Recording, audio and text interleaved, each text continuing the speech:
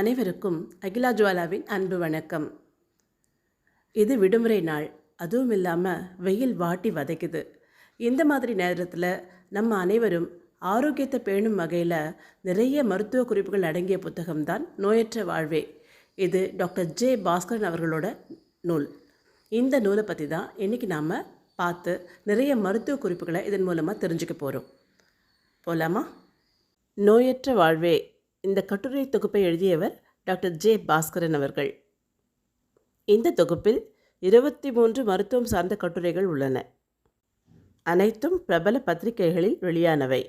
இவற்றை மொத்த தொகுப்பாக நோயற்ற வாழ்வே எனும் புத்தகமாக வெளியிட்டுள்ளார்.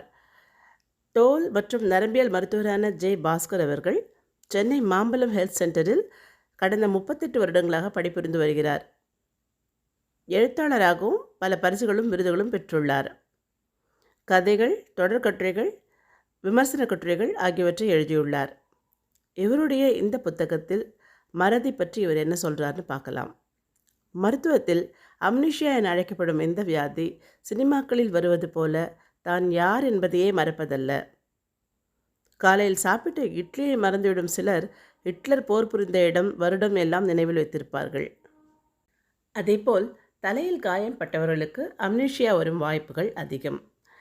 TGA தற்காலிக முழு மறதி. அதுவரை நடந்து எதுவும் நினைவிருக்காது. இதற்கு அதிக வேலைப்பளு, டென்ஷன், தூக்கமின்மை, மது ஆகியவை காரணமாக இருக்கலாம். முதுமையில் மறதியை தவிர்க்க முடியாது என்னும் மருத்துவர் அதை அன்றாட மருதிகளோடு குழப்பிக்கொள்ளக்கூடாது என்கிறார். தற்கால மறதி பற்றி ஏதோ எழுத வந்தேன், ஆனால் மறந்துவிட்டேன் என்று நகைச்சுவையாக முடிக்கிறார் இந்த கட்டுரையை. அடுத்து ஆஸ்மா பற்றி இவர் தரும் தகவல்கள் சுவாரஸ்யமானவை. கிமு 450லேயே தையல்காரர்கள், உலோக தொழிலாளர்கள் இவங்களுக்கெல்லாம் மூச்சு தொந்தரவின் பாதிப்பு இருந்ததுன்னு சொல்லியிருக்காரு. 17ஆம் நூற்றாண்டில்தான் தூசுகளால் ஆஸ்மா வருவதை கண்டுபிடித்தார்களாம். 1960இல் அலர்ஜியுடன் மூச்சுக்குழலில் ஏற்படும் ஒருவித அழற்சியே, அதாவது இன்ஃப்ளமேஷன், ஆஸ்மாவிற்கு முக்கிய காரணம் என தெரிந்தது. ஒட்டடை, புகை, சில உணவுப் பொருட்கள், கெமிக்கல்ஸ், காளான்கள், சில வகை காளான்கள் மட்டும் ஆஸ்மா வரவழைக்கக்கூடும். பஃப் இன்ஹலேஷன், நெபுலைசர் ஆகியவை சிகிச்சைக்கு பயன்படுத்தப்படுகின்றன. பொதுவாக அலர்ஜிக்கு மாஸ்க் உபயோகிக்கலாம், அலர்ஜி தரும் பொருட்களை தவிர்க்கலாம், உடற்பயிற்சி, மூச்சு பயிற்சி அவசியம். சில வலி நிவாரணிகள், சில உணவு வகைகள் ஆஸ்மாவை அதிகப்படுத்தும், அவற்றை தவிர்க்கலாம் அப்படின்னு சொல்லியிருக்காரு. மூணாவதாக நம்ம பார்க்க போகிறது வெர்டிகோ. வெர்டிகோ பற்றி பேசுகையில் அது ஒரு வியாதியே இல்லை என்று அழுத்தமாக கூறும் மருத்துவர் சில மாற்று இணைப்புகள் மூலம் தானாகவே கட்டுக்குள் வரக்கூடியது, எனவே அதற்காக அச்சம் வேண்டாம் என்று ஆறுதல் தருகின்றார். உணவில் அதிக உப்பு, மன இறுக்கம், தூக்கமின்மை, கப்பல், விமான பயணங்களால் வெர்டிகோ தூண்டப்படுகிறது என்கிறார். சுகர், கொலஸ்ட்ரால், தைராய்டு டெஸ்ட் இதற்கு அவசியம் என்றும் மருத்துவ ஆலோசனையின்றி மருந்துகளை எடுத்துக்கொள்ளக்கூடாது என்றும் அறிவுறுத்துகிறார். வெர்டிகோவை தொடர்ந்து தோல் பற்றி பார்க்கலாம். உடல் உறுப்பிலேயே பெரிய உறுப்பு தோல் தான். தோல் 2 சதுர மீட்டர் பரப்பளவு உடையது. நம்மோட மொத்த எடையில் 16 முதல் 20% எடை தோலுடையது தான் என்கிறார் மருத்துவர். அதிக வாசனை, நிரம்பிகள் சேர்க்கப்படும் சோப்புகள் அலர்ஜி ஏற்படுத்தலாம். நாம் உபயோகிக்கும் சோப்பில் pHோட அளவு 7லேருந்து 9 வரை இருக்கலாம். எளிமையான அழகு சாதன பொருட்கள், பருத்தி ஆடைகள், மாலை வெயிலில் கிடைக்கும் விட்டமின் D ஆகியவை மிகவும் தோலுக்கு முக்கியமானவை என்று அறிவுறுத்துகிறார் மருத்துவர். தோல் மிகவும் சென்சிட்டிவான ஏரியா என்கிறதால நாம எதுவும் மருந்துகளை தோலில் பூசக்கூடாது என்றும் மருத்துவ ஆலோசனையின்றி எதையும் பயன்படுத்தக்கூடாது என்றும் அறிவுறுத்துகிறார் டாக்டர். இந்த புத்தகத்தில் மருத்துவர் ஏராளமான உடல்நல குறிப்புகளை தந்திருக்கிறார். உதாரணமாக, ஒரு நாளைக்கு 2 லிட்டர் தண்ணீர் குடிக்கணும், நடைப்பயிற்சி மிகவும் நல்லது, வேகமாக நடக்கிறது, ஜாகிங், ஓடுதல் போன்றது இளைஞர்களுக்கானவை, வயதானவர்கள் கவனமாக இருக்கணும், இதயம் கடுமையான உடற்பயிற்சிகளை தாங்காது என்று அறிவுறுத்துகிறார். தினமும் 40 முதல் 50 நிமிடங்கள் நடந்தால் போதுமானது என்கிறார்.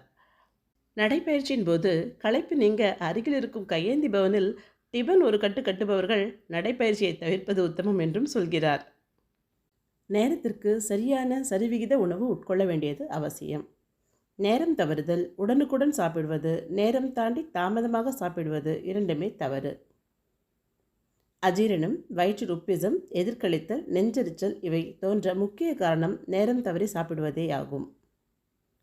அவசரம், மனக்கவலை, காரம் அதிகமான உணவு மூன்றுமே நெஞ்செரிச்சலையும் பின்னாளில் வயிற்றில் புண்ணையும் ஏற்படுத்தக்கூடியவை என்கிறார் டாக்டர்.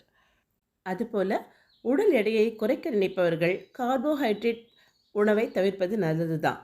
அதனால் கார்போஹைட்ரேட்டை முழுவதாக தவிர்ப்பதும் நல்லதல்ல.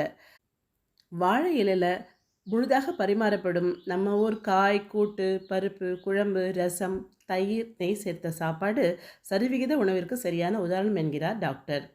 அளவான சாப்பாடு, உணவே மருந்து என்னும் வகையில் இருப்பது நல்லது. பட்டினி கிடப்பதும், அளவுக்கு அதிகமாக சாப்பிடுவதும், முக்கியமாக நொறுக்கு தீனிகள், ஜங்க் உணவு, துரித உணவு உடலுக்கு தீமையை விளைவிக்கும் என்கிற இவர், பட்டினி கிடப்பதால் உடல் இளைப்பதுடன் செயல்திறனும் குறையும் அபாயம் உள்ளது. நோய் எதிர்ப்பு சக்தியும் குறையும். பட்டினி கிடக்கும் நிறைய பேருக்கு வயிற்று புண்ணும் நெஞ்செரிச்சலும் ஏற்படும் என்றும் எச்சரிக்கிறார். தூக்கத்தை பற்றி பேசும்பொழுது, தூக்கம் ஆரோக்கியமான வாழ்வுக்கு மிகவும் இன்றியமையாதது.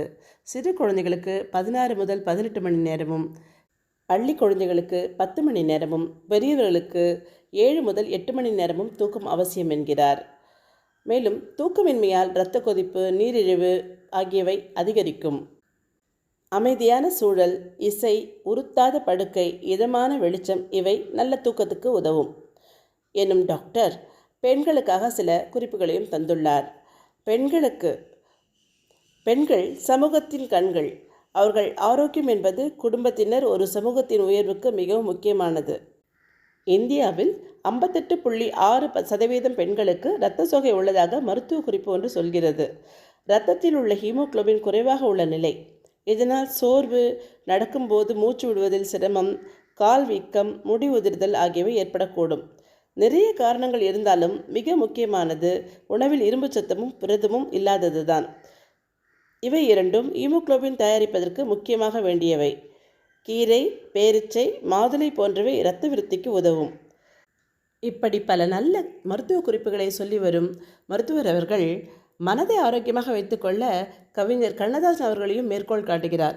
மனித ஜாதியின் துயரம் யாவுமே மனதினால் வந்த நோயடா என்று கண்ணதாசன் சொன்னதை நினைவுறுத்தும் மருத்துவர், அன்பால் எல்லா வலிகளும் மருந்தாய் மாறிவிடும் என ரூமியின் மேற்கோளையும் சுட்டிக்காட்ட தவறவில்லை. மொத்தத்தில் உடல் நலத்தை பாதுகாக்க நினைக்கும் ஒவ்வொருவரும் படிக்க வேண்டிய புத்தகம் டாக்டர் ஜே பாஸ்கரின் நோயற்ற வாழ்வே. நன்றி.